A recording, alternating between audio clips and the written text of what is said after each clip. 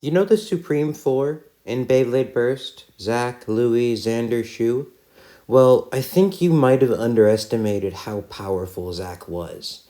Obviously, Louis was the most powerful of the Supreme Four, but what we also know about Louis is that at the end of Beyblade Burst, Volts and Louis went head to head in a battle, and they burst each other twice. Louis and Volt had 2 points, and Louis won at the end because Volt tripped over his own mark in the stadium, very similarly to how Shu would have won against Louis in a score of 3-2 if Wakia hadn't cracked his bay earlier.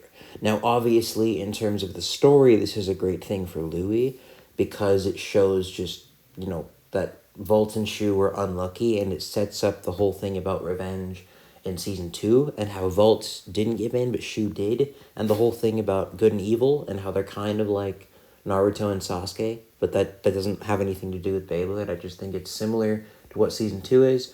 But Zack in this battle went head to head with Volts in the battle I'm about to show. Another problem or another thing with Zack is just overall how powerful he was.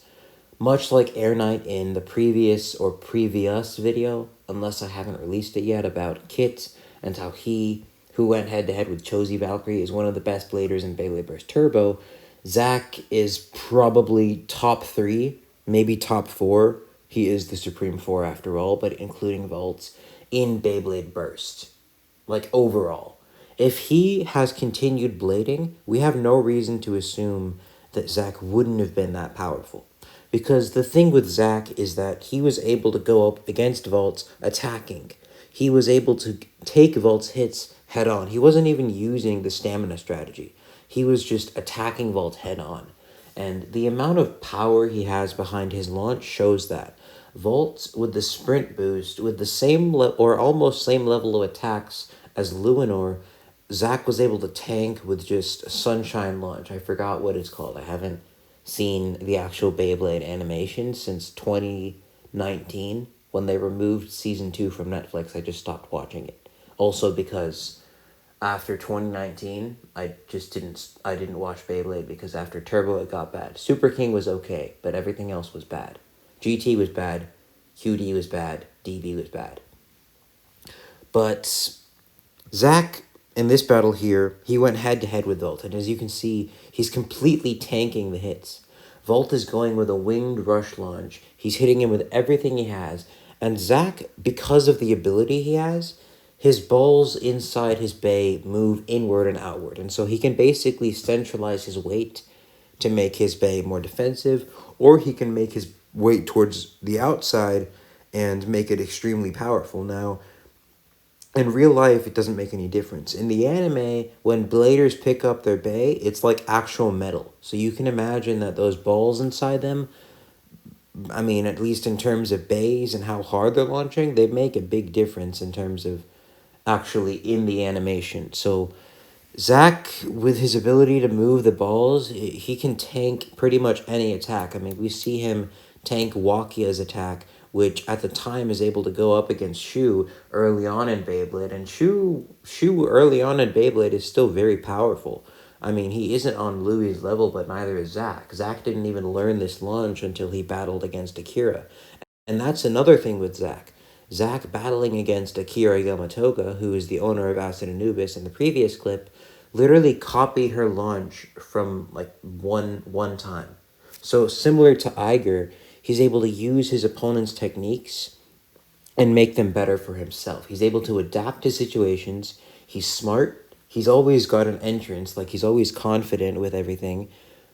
He's just very powerful, and that's, again, the point I wanted to make with this video. I'm probably going to do some more of these videos, just talking about some bladers that I think were powerful and that they didn't really get enough appreciation. In fact, I did a video a couple months ago, pretty low quality, just 10 top 10 bladers. I didn't really know what I was doing there, but I included Zack because Zack actually has one of the highest win rates. If you go to Left Burst, sure you know who he is. If you're watching me, you probably watched Left Burst. But he's a really big Beyblade YouTuber, probably #1 Beyblade YouTuber right now. He makes really good content, really good videos and stuff, like nearly 500,000 subscribers. Anyway, he made a video about win rates, and Volts actually had almost a 50% win rate. Now this kind of win rate is like, it doesn't really show much, because with a blader like Volts, at the end of the story, he was number one in the world. But in the beginning, he was the weakest in the world, essentially. And so he that just shows progression. But then there's bladers like Zach, or like Rashad Goodman from Beyblade vs. DB, who were just extremely powerful from the start. Especially like Louis. Louis has a pretty high win rate, as I remember from that video. Zach had a very high win rate. He only lost once. He only lost against Volt in this specific battle. He's never lost a battle before. And we have to assume that he's been up against the SupremeFour before. Another thing with the SupremeFour is how they interact with each other. Zach is very toyish and like teasing towards Louis. That usually is like because you're more powerful than a person. If you watch the Demon Slayer Kimetsu no Yaiba animation, Doma, who is the top number 2 Upper Moon, teases Akaza, who's the number 3 demon, a lot. And Akaza gets kind of annoyed. And Akaza's shown to be very powerful, and he is in Demon Slayer. We've seen a lot more screen time and fights from him, or at least 2 fights. One fight. But we've never seen Doma fight in the animation. We know that Doma's more powerful, and we also know that Akaza gets annoyed when Doma teases him.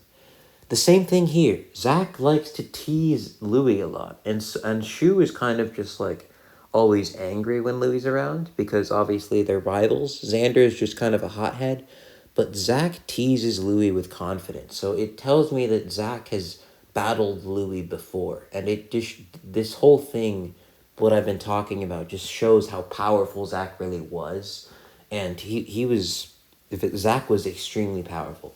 He would have beaten Vault easily. He would have beaten Vault with a score of 3-1. Mind you, Vault lost to Louis with a score of 4-2, but he would have won with a score of 4-2.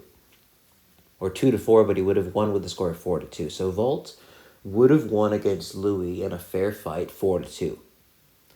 Zach would have won against Vault in a fair fight 3-1. Now, Vault did improve in between the time, but it was like maybe 2 days.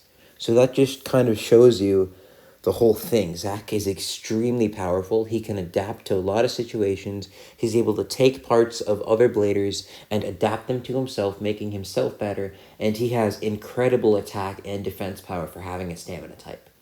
If there's other bladers or videos you want me to do like this, or Beyblade videos in general, suggest them in the comments. Let me know your thoughts in the comments below. Subscribe if you enjoyed, and don't forget to keep on blading.